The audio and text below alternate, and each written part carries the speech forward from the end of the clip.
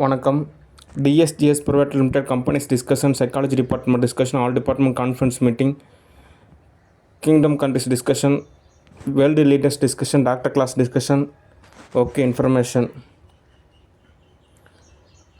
Studio discussion. எல்லா ஸ்டூடியோக்குமே நான் ஓரளவு தோதான சூழ்நிலை தான் அமைச்சிருக்கேன். ஓகே, தற்சமயம் last studio discussion. Last studio பொறுத்த வரைக்கும் ஒரு மூவி டைரக்டர் பாலா இயக்குனர், டைரக்டர் சிவா அவரோட ஃபேமிலியில் சம் இஷ்யூனால் கொஞ்சம் தயக்கமாக இருக்கார். இருந்தாலும் அவர் ஒரு அசிஸ்டன்ட் டைரக்டர் மாதிரி அந்த மூவியில் சேர்த்துக்கலான் இருக்கேன்.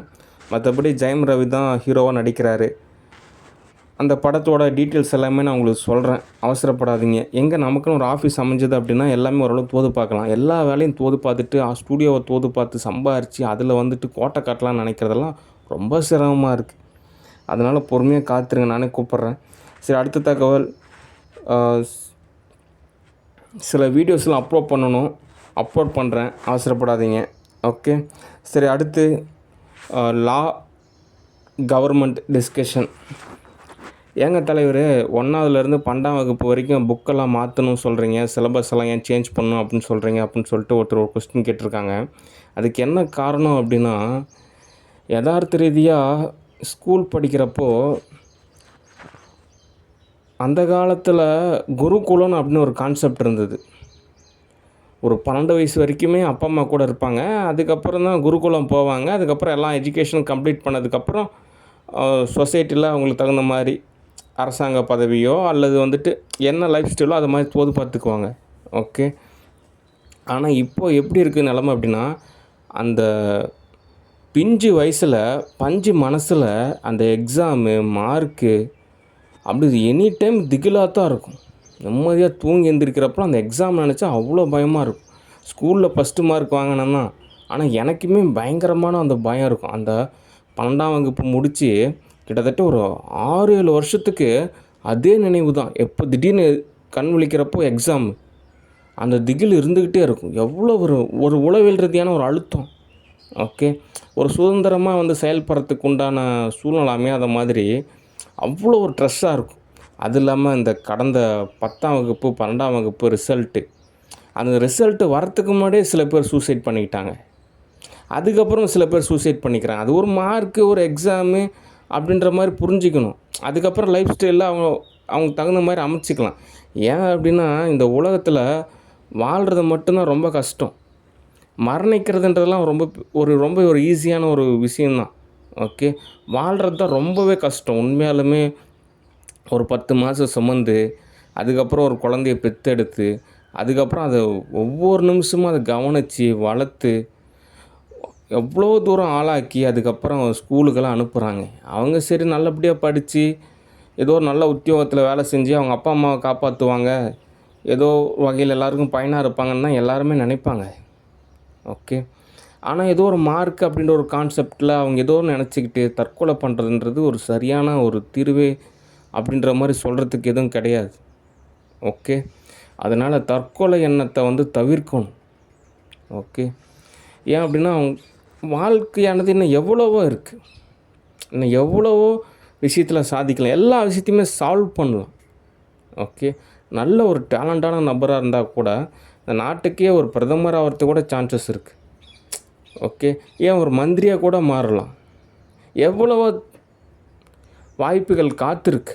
ஆனால் அது எல்லாமே எதுவுமே புரிஞ்சிக்காமல் அவங்களுக்கு மார்க் இல்லை, ஃபெயில் ஆகிட்டோம், அவங்க என்ன நினைப்பாங்க, இவங்க என்ன நினைப்பாங்க, அப்பா அம்மா என்ன நினைப்பாங்கன்னு சொல்லிட்டு அவங்க தற்கொலை பண்ணிக்கிறது ஒரு வேதனையான ஒரு விஷயம். ஓகே, அதனால் நான் அந்த பாதையெல்லாம் கடந்து வந்திருக்கேன். மிகப்பெரிய ஒரு வேதனை, ஊர்லேயே இருக்க முடியாது. அதெல்லாம் ஒரு உளவியல் ரீதியான ஒரு விஷயம். ஓகே, அதனால் சிலபஸை மாற்றலான்றது தான் சரி. ஏன்னா கொஞ்சம் இலகுவாகவும் இருக்கணும், அதே சமயத்தில் சரியானதாகவும் இருக்கணும். அந்த படிச்சிட்டிங்கன்னா உங்களுக்கு கண்டிப்பாக ஏதோ ஒரு சொசைட்டியில் ஒரு ஜாப் கிடைக்கும், இல்லை ஒரு கம்பெனியில் ஜாப் கிடைக்கும். எல்லா வகையிலும் ஒரு தோதாக இருக்கணும். அதுக்கு தான் ஒரு நியூ சிலபஸ். ஓகே,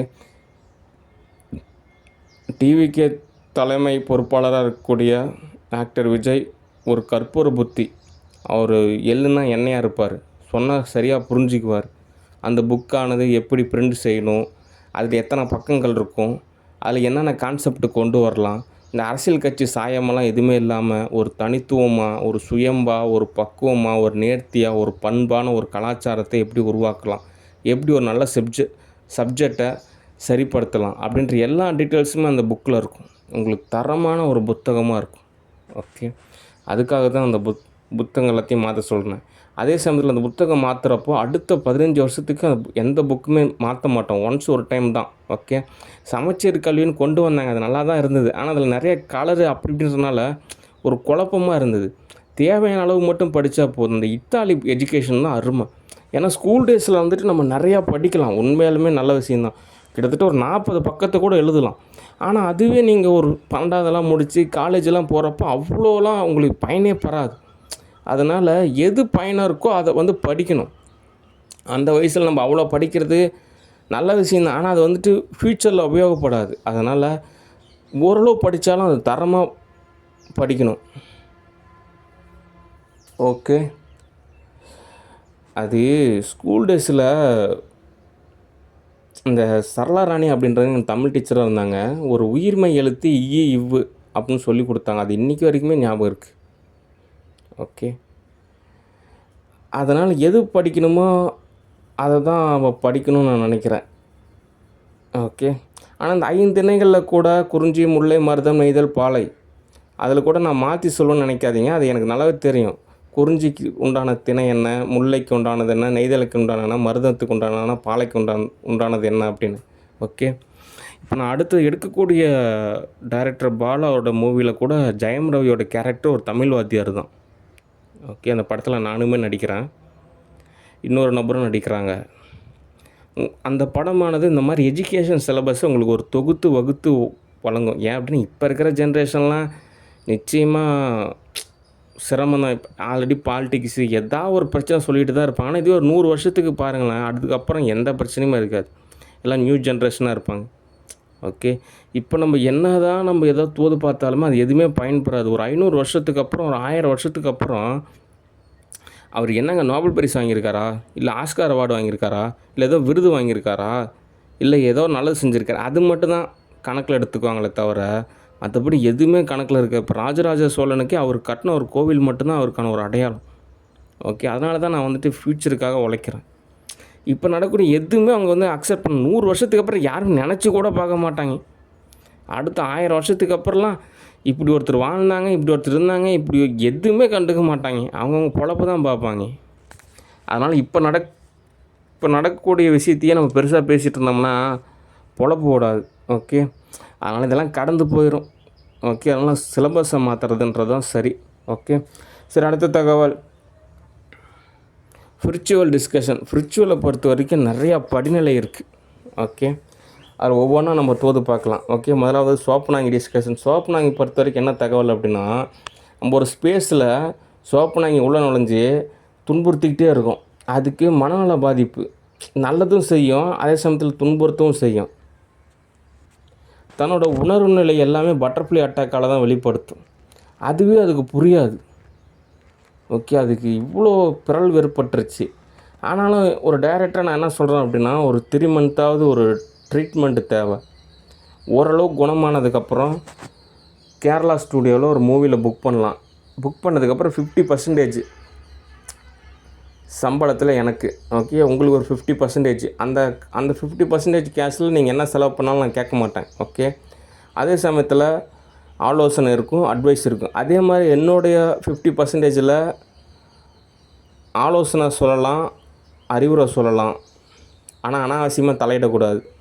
ஓகே, அதனால் ட்ரீட்மெண்ட்டு தான் தேவை. அதே சமயத்தில் ஒரு கிஃப்ட்டு கொடுக்கலான்னு இருக்கேன், அதுதான் தாலி. ஏன் அப்படின்னா அப்போ தான் நம்பிக்கை ஏற்படும், சந்தேகம் வர உணர்வு ஏற்படாது. ஏன் அப்படின்னா நான் எங்கேயாவது ஒரு நாள் ஷூட்டிங் போகிறேன், ஒரு 7 நாள் 8 நாள் ஆகும் வரத்துக்கு. அப்படின்றப்போ சந்தேக உணர்வு இருந்துக்கிட்டே இருக்கும். 1 மணி நேரத்துக்கு ஒரு டைமு, 12 மணி நேரத்துக்கு ஒரு டைமு, ஏதோ வகையில் சந்தேகப்பட்டுக்கிட்டே இருக்கும். அதே இந்த தாலி கயிறு பார்க்கும்போதெல்லாம் சந்தேக உணர்வு ஏற்படாது. எத்தனை வருஷமானாலுமே ஓகே, ஒரு சாட்டிஸ்ஃபேக்ஷனாக இருந்திருக்கும். அது ஒரு உளவியல் ரீதியான ஒரு தீர்வு. ஓகே, அதனால் சோப்பனாங்கிக்கு அந்த தாலி அப்படின்ற ஒரு கிஃப்ட்டை கொடுத்துட்டேன் அப்படின்னா அது சமாதானமாக மாறிடும். அதுக்கப்புறம் எந்த எரருமே ஏற்படாது. ஓகே, ஏன் அப்படின்னா எந்த ஒரு விஷயமா இருந்தாலும் நம்ம ஒரு உளவியல் ரீதியாக அதை சால்வ் பண்ணணும். அடுத்தடுத்த படிநிலையை கடந்து போகணும். ஓகே.